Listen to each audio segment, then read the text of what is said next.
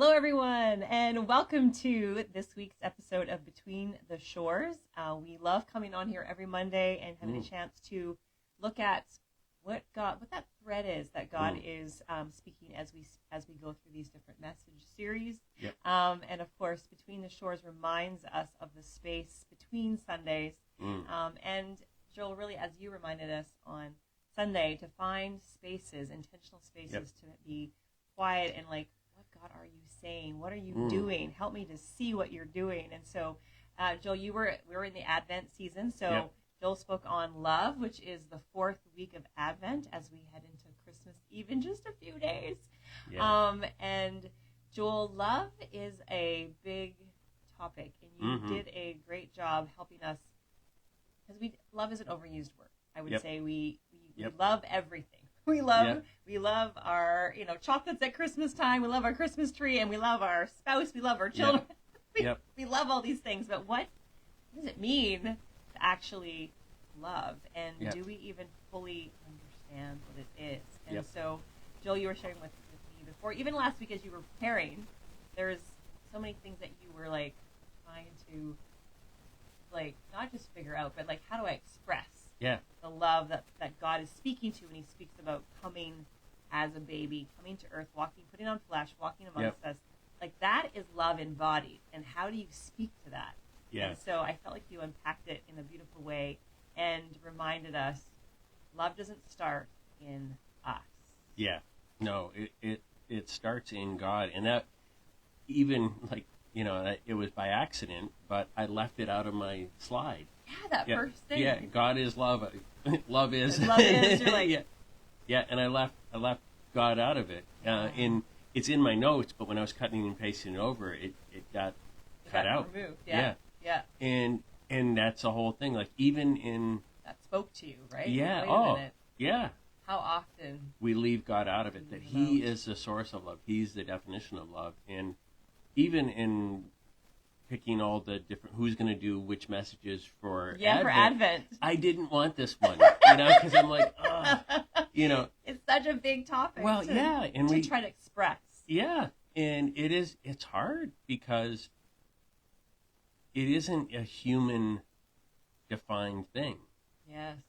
God is love, and so He defines it. I mean, we and even that whole process of looking at the GPS of how God's going to get us there. Yes. He knows He is the destination. And I loved how you were like, and recalculating, because I think we can all understand that. Yep. With like the spinning circle. Yep. We're not headed in the right direction right now. Yeah, I had a number of people too after church talk to me about like the recalculating thing about when we all went to LA. And I had goofed around with my GPS, and I re-recorded all the voices. Yes. Joel has his voice on my his own GPS. Yeah. So he hears himself. Yeah. Or other people hear you. Yeah, giving the directions, and it's turn left. Yes. That's the big joke, is the turn left. And somebody was saying that afterwards. They just kept hearing that turn left. That's the way to go. And so much, this is a challenge for me, especially as we look at love, is I hear God saying, stop. Right. And don't say anything right now. Listen to me. Yeah. And he deals with my heart first. Yes. And then he begins to say, okay, now it's the other, because he doesn't like say, this is where I want you to be. But it's that whole process, turn by turn, step by step. And even if he's got to recalculate, he does have a destination for us that is absolute and perfect and right. Yes. Oh my goodness, the journey sometimes. To get there, and it's not him, it's us. Yes. Yeah, it's me. It's us, and I that reminder of the stopping, being still. Yeah. And being able to so when God speaks or when He's moving, like we often wonder, are we just waiting on Him? Yeah. But waiting is not meant to be passive, right? Waiting is active because we're trying to understand the direction He's asking us to go. And like you were talking about the GPS earlier, like when there's a route, when we put a route in. Yeah, we get to pick a route. There's multiple choices as to what it's going to look like. Even in PEI. Yes, that's right. We can take the coastal route. Yeah, we can take the highway. Yeah. There's not too many dirt roads left, but there are a few. Yeah, there's enough. You don't want to get in them when it's mucky. Yeah. And so we get to pick those things. Yep. So, and then we're also, like, it's not just listening to, it's also paying attention with our eyes in terms of the conditions and what's happening too. And so it's not passive to wait on the Lord. It's actually very active. Yeah. And I think that's important to distinguish as well. And so when you don't think you know, it's best to... And it's so loving of God to give us options. Yes. I guess. He does give us free will and options. But it's so loving for him to also be patient with us as we learn to wait. Yes. And also in the journey. I mean, because you think about it. Well, you can take this way and take 40 years, or you could have gone, this way. Right, and take maybe a week or so. Yeah. And also, too, like with this whole, I mean, I love that we're talking about love just before we head into Christmas. And so Jill and I were talking about just, even when you teach something, the Lord begins to, like, you start to face things that you're like, okay, this is hard. But I also think Christmas, we go in with that whole context of, like, the words hope and peace and joy and love. And so we're ready to, like, love on people and have joy. Yet with family and friends, there are people that we are around that we're like, oh, they're hard to love, or there's somebody's tired and stressed and they have a sharp comment, or they suddenly are irritable, and and so then we start to go, what's going on inside of me? Because I start to feel irritable. I start to feel short. I start to not want to say a loving thing, but want to speak truth without love. And so in those moments, will I stop myself and be like, what's happening in me? Paying attention, and then asking God, I need your help. I need to hear you right now. Like, that's hard in the moment. Yeah. But he's the source. Yes. It's not going like back to, I'm not the source. Yeah, like, I don't have to generate this. Yeah. But I do need to seek it. Yeah. And the only way to do that is you got to stop and redirect, and you got to stop and say, okay, I need to get off myself. Yes. And how I feel about this, and say, God, what is true about you, and what's true about me? Yes. And what are you trying to show me that is the loving route to go? I like how you said we have to seek him. Yeah. Like, I think, because again, we're in the season, the Christmas season. I'm thinking with the wise men, right? Yeah. Seeking him. They followed. They didn't have GPS. Their GPS was the star. Yeah. Right. They followed that and had to keep their eyes up and on that and aware of that. Yep. And will we choose wisdom? We talked about that not long ago. Yep. Choose godly wisdom. Yep. And seek to hear what he wants to say, and then will we? Yeah. Yeah. So we have to be actively seeking. Yeah. And it's hard to quiet ourselves, especially when there's so much noise, and like even the Christmas season, as much as I love the music and all that, it is like a constant noise,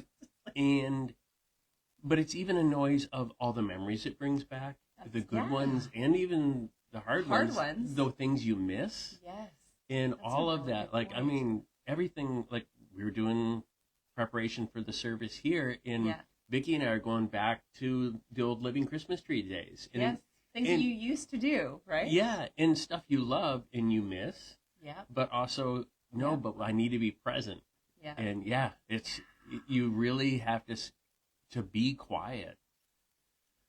Yeah. Yep. I'm hoping you can relate to us online. Like, Yeah. There is so much noise in this season. Yeah. So how do I seek the quietness? What does that look like? And so Joel and I were looking at Psalm. Well, actually, you had a verse come to mind. Yeah. Yeah. So what was that wasn't even the. Or it was more the. Yeah, it was more just a thought. I'm like, where is that? Like a weaned baby. Yes. Like, because that whole the idea of a child when they're weaned is they're no longer, crying after their mom, and they're crying to be fed and to be soothed and all that, but they're finally weaned. They're off that. And they can be held by their mom. Yeah. And not have an expectation. Yes. Not have an expectation. Yeah.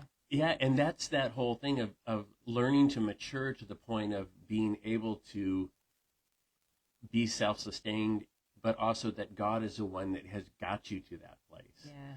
And so a weaned child is now ready for solid food, ready for, growing up, and not just totally dependent. But I think, are we at that place in our relationship with God where we've learned to be completely reliant on him, so that now we can move on knowing he's our source, and everything we have is provided for him, and we can begin to operate in that relationship. Yeah. And then when you say that, when we're reminded that he's our source, like, can we be content in that he's our source?